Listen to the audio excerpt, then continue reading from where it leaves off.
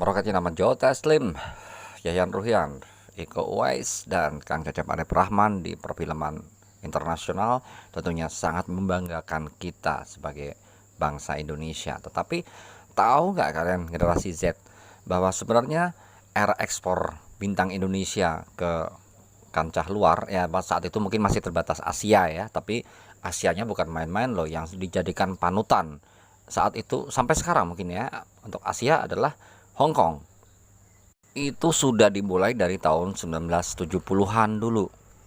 Kalau kalian pernah dengar bahwa Om Billy Dozen alias Billy Chong alias Chuang Chenli itu adalah orang Indonesia yang menjadi aktor utama di beberapa film Hong Kong, ya sebenarnya ada lagi, salah satunya adalah Wong Laptat alias Lo Lie ya. Kalau nama kelahirannya di Sumatera Utara sana di Pematang Siantar, Mang Wong Laptat, tetapi kemudian setelah dia berterjun menjadi artis namanya diganti Lo Lie ya. Dalam soal produktivitas mungkin Om Willy Dozen kalah ya dengan Om Lolie ini, karena hampir sepanjang era 70-an sampai awal-awal 80-an Om Lolie ini padat sekali jadwalnya untuk membintangi film kungfu. 80%, 70%-nya dia berperan sebagai tokoh antagonis, dan waktu itu di Hong Kong yang menjadi sentra dari perfilman Asia hanya ada dua nama yang rasanya patut direferensi untuk menjadi tokoh antagonis, yaitu Lo Lie dan Ku Feng.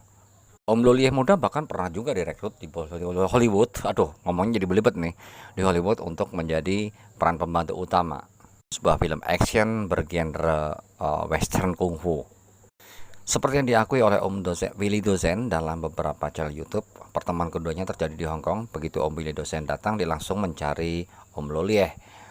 Karena Hong Kong sendiri kotanya tidak terlalu besar ya, jadi mungkin agak mudah menemukan Om Lo Lie berdasarkan informasi-informasi yang ada di sana. Ya dengan bahasa kanton yang minim, dia mencari informasi sampai akhirnya bertemu Om Lo Lie ini, dan Om Lo Lie menyambut sangat baik ya, karena tahu sama-sama orang Indonesia. Om Lo Lie kata Om Willy Dosen nih dalam beberapa channel YouTube mengatakan bahwa lo jangan khawatir, kalau ada apa-apa hubungin gua aja katanya. Ya, kemudian keduanya pun sama-sama berkiprah dalam dunia film Hong Kong. Ada beberapa film yang sukses dibintangi oleh Om Willy Dosen di mana dia menjadi peran utama, antara lain yang top luar biasa adalah Crystal Fish yang meraih penghargaan ya. Untuk Om Willy Dosen sendiri, kalau di Indonesia dulu beredar dengan judul Fist of Power rasanya. Kemudian juga yang meledak luar biasa di bioskop-bioskop seluruh dunia adalah Sun Dragon, dimana ceritanya Om Willy Dosen berperang dengan para koboi di Amerika Serikat sana. Terus ada lagi Kungfu Zombie yang bergenre horror action. Terus juga yang ini yang akan kita bicarakan adalah Kungfu From Beyond the Grave. Dilanjutkan ada lagi beberapa film lainnya, Fistful of Talents misalnya. Aduh ngomongnya jadi belepotan begini ya.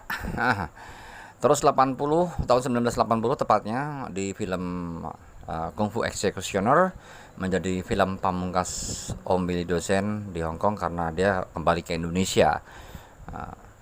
Meskipun dia juga sempat balik sebentar lalu ikut dalam film semacam Prances gitu ya, waktu itu Assis Duplessis, kalau nggak salah Assis Duplessis 5 ya, berperan di mana dia menjadi pertama kalinya menjadi aktor antagonis yang mendampingi bintang-bintang tenar saat itu seperti almarhum Leslie Cheung, kemudian Samuel Hui, dan beberapa nama lain termasuk Nina Lichi, istrinya Jet Li. Itu sudah pernah saya ungkap di beberapa konten saya sebelum-sebelumnya. Nah, sekarang kita akan bicara tentang film Kung Fu From Beyond the Grave, menjadi salah satu film istimewa di tahun 1980-an. Kenapa? Karena disitulah Om Willy Dosen dan aktor Lo Lie bertemu. Tidak hanya di luar film, di mana mereka bersahabat, tapi kalau di film justru anehnya mereka menjadi musuh ya. Om Willy Dosen menjadi tokoh protagonisnya dan Om Lo Lie menjadi tokoh antagonisnya. Cerita ini, film ini sebenarnya juga merupakan satu catatan yang harus kita hargai dalam sejarah perfilman baik di Hong Kong maupun di Indonesia. Karena apa? Baru kali ini dua aktor Indonesia didapuk menjadi peran utama atau main role dalam film action Hong Kong. Lo Lie, aktor yang demikian padat jadwalnya, bayarannya aja per jam kata Om Willy Dosen ya. Saat itu laris bukan main, berperan menjadi penjahat utama dalam film Kung Fu From Beyond the Grave ini bersama Om Willy Dosen. Tentu kita bisa mengatakan hal ini adalah hal yang sangat prestisius. Film ini berkisah tentang seorang pemuda yang bernama Chun Sing yang diperankan oleh Om Willy Dosen yang tiba-tiba didatangi oleh arwah ayahnya, dan arwah sang ayah ini mengatakan Chun Sing harus mencari petunjuk dan mencari orang yang membunuh dirinya. Kemudian dalam perjalanannya mencari tahu tersebut, ternyata dia bertemu dengan salah seorang pendeta Tao yang dibunuh secara licik oleh saudara seperguruannya sendiri. Terus di situ ternyata ketika Chun Sing hendak memakamkan sang pendeta Tao tersebut, dia menemukan sebuah kitab tidak sengaja yang tersembunyi dalam pedang sang pendeta, dan kitab itulah yang dicari-cari oleh adik seperguruan sang pendeta yang berkhianat tersebut. Cerita kemudian bergulir menjadi sangat kompleks antara keduanya.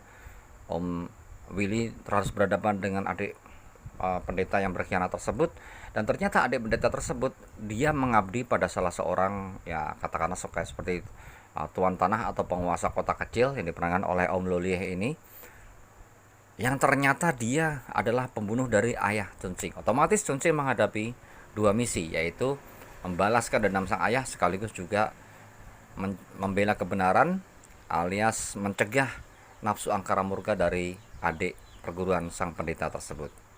Dalam perjuangannya Chun Sing tidak sendiri karena dia dibantu oleh para hantu yang awalnya dia sangat ketakutan ketika ketemu di sebuah kuil tua, tapi kemudian para zombie tersebut, mayat hidup tersebut menjadi temannya.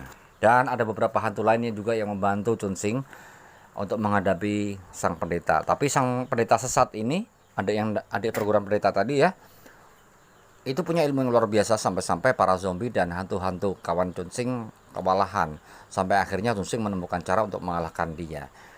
Dan puncaknya Chun Sing harus berhadapan dengan tokoh yang diperankan oleh Om Lolieh ini dalam sebuah pertarungan sengit yang menentukan hidup dan matinya. Ya bisa ditebak lah endingnya, kalau jagoan pasti menang. Tapi sangat luar biasa sekali melihat bagaimana pepatnya Shin, Om Lolieh yang saat itu menjadi aktor termahal, berada dalam film tersebut bersama Om Willy Dosen. Jadi kita bisa mengatakan bahwa di situ Indonesia menang, bukan hanya di sepak bola tapi di film itu. Bintang utama dan antagonis utamanya adalah orang-orang Indonesia. Ada hal yang menarik dalam film ini, di mana biasanya film-film Chinese saat itu didominasi oleh tema balas dendam. Biasanya gurunya dibunuh, kemudian muridnya balas dendam, atau temannya, sahabat karibnya dibunuh kemudian oleh penjahat, kemudian tokoh utamanya ini membalaskan dendam. Tapi Kung Fu From Beyond the Grave yang didubli oleh Kung Fu Zombie menawarkan sebuah tema yang berbeda. Memang sama-sama balas dendam, tetapi di situ lebih kompleks dan lebih banyak variasinya lagi. Bahkan tokoh-tokoh hantunya pun tidak didominasi oleh hantu-hantu tradisional Cina, tapi juga ada hantu barat ya, seperti Dracula yang muncul dalam film itu yang harus dihadapi oleh Om Willy Dosen dan kawan-kawannya. Keren. Sutradara film ini sendiri Chun Sing, sorry Chun Sing jadinya Chiu Lee, aduh salah ngomong, sorry ya. Punya sentuhan berbeda dengan sutradara yang biasa menangani Om Willy Dosen pada film-filmnya, yaitu Paul Ming. Istimewanya lagi, film ini juga masih pemasarannya tidak lepas dari Shaw Brothers sebagai perusahaan raksasa perfilman Hong Kong saat itu. Beredar di Hong Kong dan negara-negara Asia dengan judul aslinya dalam bahasa Mandarin, yaitu Yinche. Kung Fu From Beyond the Grave ini menurut saya layak ditonton ulang ya, meskipun sekarang sudah ada YouTube, kita bisa bebas mengaksesnya.